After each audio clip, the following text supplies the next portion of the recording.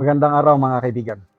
Bigyan natin ng reaction opinion itong post ni Kipi Chu. Isinare niya ang pahayag noon ni dating Pangulong Duterte, excuse me.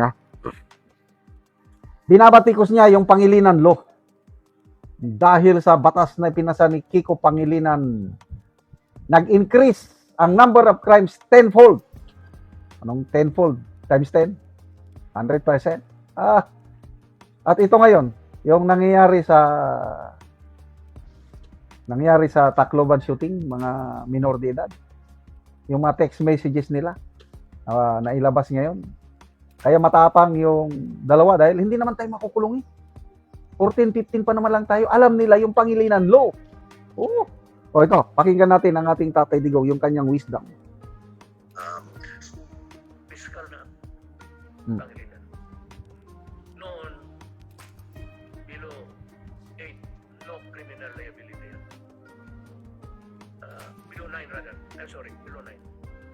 Above 9, under 12. Tingnan ng fiscal mo, no? There is really malice or violent character. Noon, 12 hanggang 16, apply na yung law. Pero usually, yung bata talagang nire-release. Yung comes Pangilinan. Pero what did I did? Yung problema natin ngayon. Yung mga kundapler na, yun yung nakikita ninyo noon na sa Dewey Boulevard. Nakikita ninyo nag-snatch. Takbo dito, takbo doon, nakukuha sa camera. And do you know, I said, why they are so bold to do that daring? Because they have been previously, sa experience nila, under the Pangilinan Law. Hindi ka makulong. Kung yung 15 years old, papasok ka ng bahay, sasaksakin ka, patayin ka, tapos kunin mo yung pera. Pagdating doon sa stasyon, sabihin ng pulis, report ng report eh. Go everyone. That increased the number of crime. Tenfold. Fiscal na ako noon. Sabi ko, pagpakagla ako. And the Congress that went along with it. Kung mga abogado, yung ano, tanongin ko diyan, buhay pa man kayo. Yung members of the Congress, hindi pa ninyo pinasa ng gusto yan. Kaya doon nagsimula ang pulis na magsabi, may nula mo yan. Hindi yan. Kaya lumalaban. Even if it's a minor, it's a grievous offense. Nadalhin talaga sa istasyon niya for recording. Kasi may complainant eh. Hindi mo pwedeng bitawan dyan. Na basta-basta palakarin mo lang. Even if they are minors, but even if there is a Pangilinan Law. Actually, huwag kayong pumutong. Ang dalawa lang yan. Gordon pati Pangilinan. Matagal na yan dyan sa Senado. Tanggalin ninyo yan.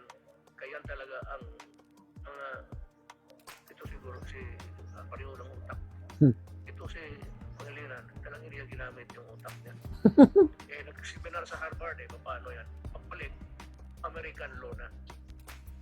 Ang sa American law, the minors are not released back to the streets.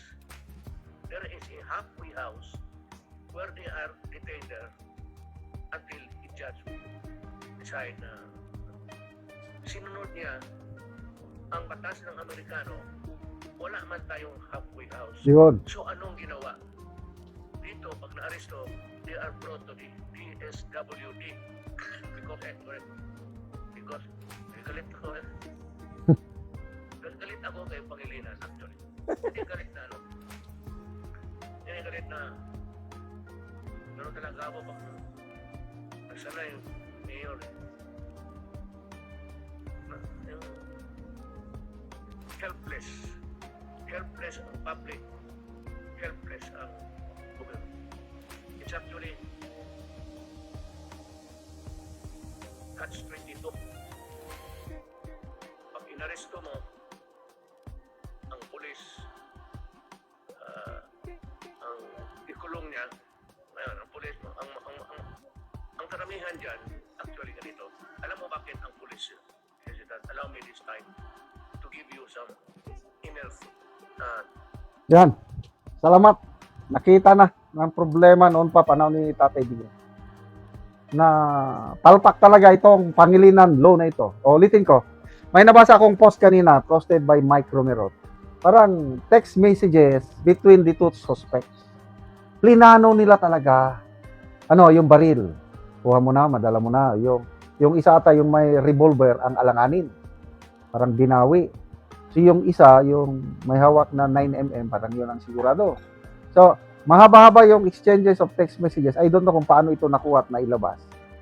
Nabanggit doon yung, hindi naman tayo makulong. Minor de edad man tayo. 14 at 15 pa tayo, kaya ligtas tayo ito. Tapos, sila talagang, there is some sort of thrill, adventure, na yung pamamaril pag is parang okay lang sa kanila. So there is something wrong ngayon sa utak ng ating mga kabataan. At ang isang nakapagpalala sa sitwasyon, dahil sa batas ni Pangilinan na hindi makukulong ang 15 years old hanggang 18, basta minor de edad. Hindi katulad noon, 9 years old pababa, sila lang ang ligtas. 12 pataas, pwede nang i-apply ang batas.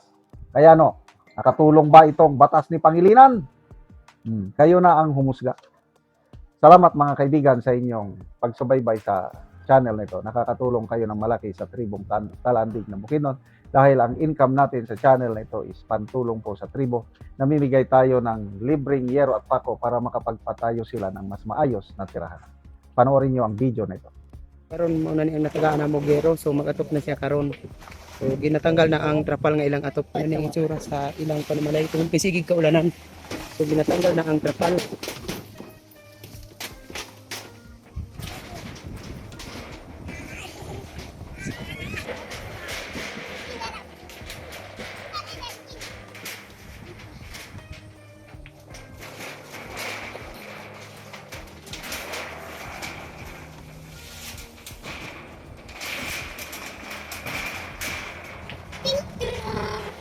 Medyo ang pagpuyo.